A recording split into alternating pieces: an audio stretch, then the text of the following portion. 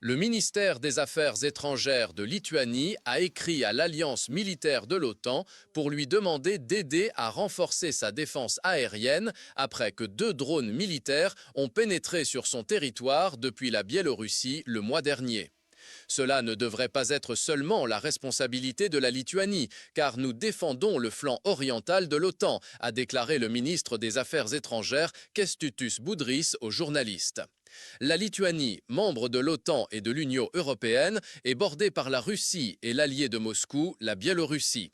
La lettre des ministres des Affaires étrangères et de la Défense de Lituanie, adressée au secrétaire général de l'OTAN, Mark Rutte, soulignait que l'Alliance devait montrer qu'elle est prête à défendre chaque centimètre de son territoire. En réponse à la demande, l'OTAN a déclaré qu'elle surveillait la situation de près. Le commandant suprême de l'Alliance pour l'Europe, le général Grynkaish, a la capacité de prendre les mesures qu'il juge nécessaires.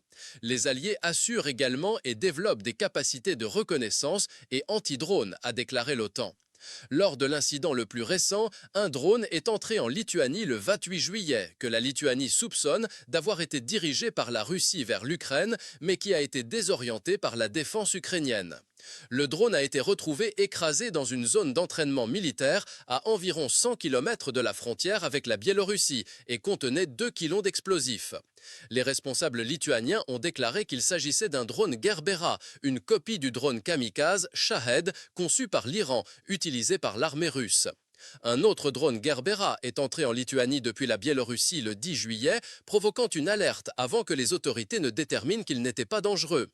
Le Premier ministre et le président du Parlement ont été envoyés pendant un certain temps dans un bunker en réponse à l'entrée du drone russe dans l'espace aérien lituanien, selon leur porte-parole.